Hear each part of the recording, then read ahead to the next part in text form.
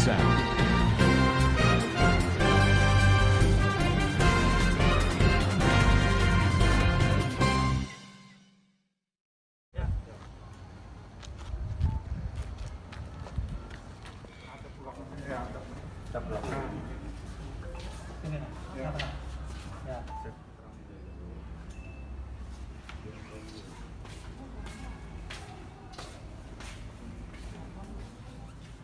Assalamualaikum warahmatullahi wabarakatuh.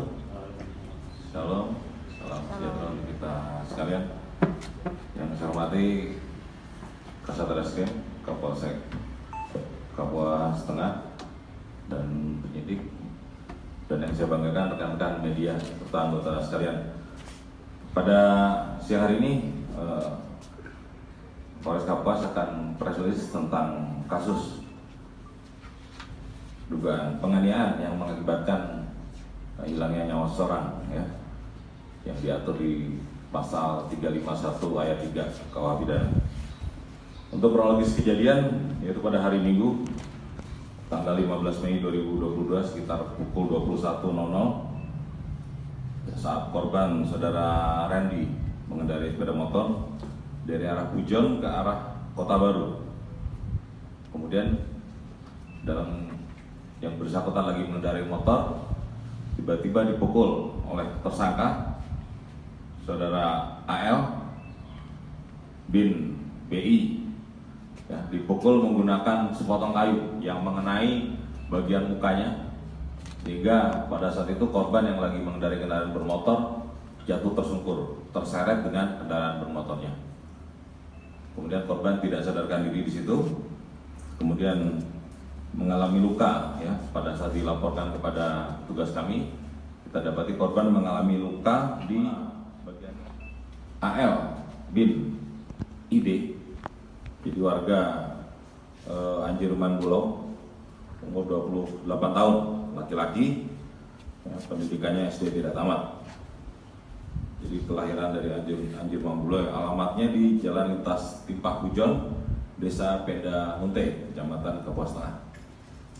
Untuk korban atas nama Radi bin Ebun, jadi umurnya 18 tahun, kelamin laki-laki. Ayat 3 yaitu penganiayaan yang mengakibatkan hilangnya nyawa seseorang dengan ancaman hukuman maksimal 7 tahun penjara.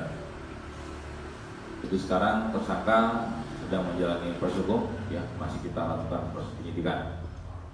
Karena ini kasus pembunuhan, ya, penganiayaan yang mengakibatkan hilangnya nyawa seseorang. Mungkin nanti di dalam berkasnya, ya, segera setelah ini kita melaksanakan tahap 1 kekejaksaan. Biasanya kalau nyawa seorang hilang, ya, entah dibunuh atau penganiayaan, ini biasanya ada permintaan rekonstruksi di dalam permintaan berkas, kelengkapan berkas dari kejaksaan. Demikian. Untuk motif, nah? Motif sendiri, nah? Oke, motif yang dilakukan oleh tersangka, jadi tersangka ini dari pengakuannya sementara di dalam hasil pemeriksaan, dia merasa marah, jengkel, karena dia sering diolok-olok, diejek-ejek oleh warga sekitar. Jadi pada saat itu yang bersangkutan langsung saja melampiaskan amarahnya kepada yang lewat. Jadi sebenarnya si korban ini dia tidak ada hubungan apapun di situ. Jadi bukan warga situ juga, hanya orang yang melintas. Jadi pada dasarnya kalau kita lihat kasihan juga, ya, bukan dia bilang oleh warga sekitar. Mengenai masalah apa dibulinya dan lain sebagainya, itu mungkin nanti akan kita dalami juga. Yang pasti sebenarnya si korban ini adalah orang melintas yang sebenarnya tidak tahu apa-apa. Demikian. Kondisi kejiwaannya. Kalau dari hasil pemeriksaan awal kondisinya normal saja, ya. Ketika dilakukan interogasi awal, kemudian kita lakukan pemeriksaan untuk mengambil berita acara pemeriksaan, ya. Sampai saat ini tidak ada dugaan untuk kelainan atau gangguan jiwa yang bersangkutan. Dan tersangka sendiri residivis atau? Sejauh ini dalam data kami belum pernah dihukum, ya, belum pernah. Untuk latar belakang pelaku sendiri, pekerjaan mungkin pekerjaannya pelaku. Pekerjaan pelaku swasta, ya, jadi serabutan. Beberapa kendaraan bermotor, roda 4 mobil yang pada saat itu melintas juga, itu kena juga sasaran amukan kemarahan dari yang bersangkutan. Jadi di situ ada juga si tersangka ini. Jadi barang buktinya yaitu sebatang kayu ya. Memang batang kayu ini kalau kita lihat nampaknya kita bisa menduga bahwa batang kayu digunakan untuk menghabisi orang lewat itu, untuk memukul, termasuk memukul mobil yang melintas itu adalah kayu sembarang artinya. Jadi ada mobil, kerusakan mobil juga, sehingga langsung diamankan oleh warga sekitar. Ini dia. Hina 16 tahun, di atas setahun juga yang habis pegawai yang langsung disambar anjing maling ini. Tapi lain itu bang, lain yang motor tadi, yang orang lain kan 16 tahun sampai sampai misalnya karena kamu pegawai kan, hobinya pegawai sambar anjing, itu maling anjing. Karena kan dulu kalau kayak itu kan jangan dia disambarnya minta HP tiap hari kan. Yang menyambat itu siapa? Yang lainnya kenapa nya kamu pukul?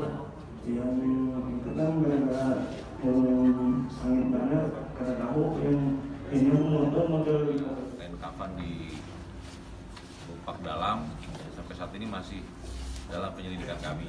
Memang ada satu orang yang dulu pernah juga melakukan hal tersebut. Nah, tapi udah kita amankan, kita interogasi mendalam. Namun tidak ada juga cukup bukti kita untuk menetapkan dia sebagai tersangkanya. Ya. Memang kita agak kesulitan juga ya, tidak ada petunjuk ataupun tidak ada saksi apapun. Nah, kalau kita bilang bahwa itu adalah pencurian ya, tentunya kerugiannya kan kain kafan saja. Tapi memang kami tetap juga kita lakukan upaya penyelidikan ya. Kita tetap pengen membongkar lah ini sebenarnya siapa ini dan apa tujuannya, ya, apa motifnya. Izin dah, Ya. katanya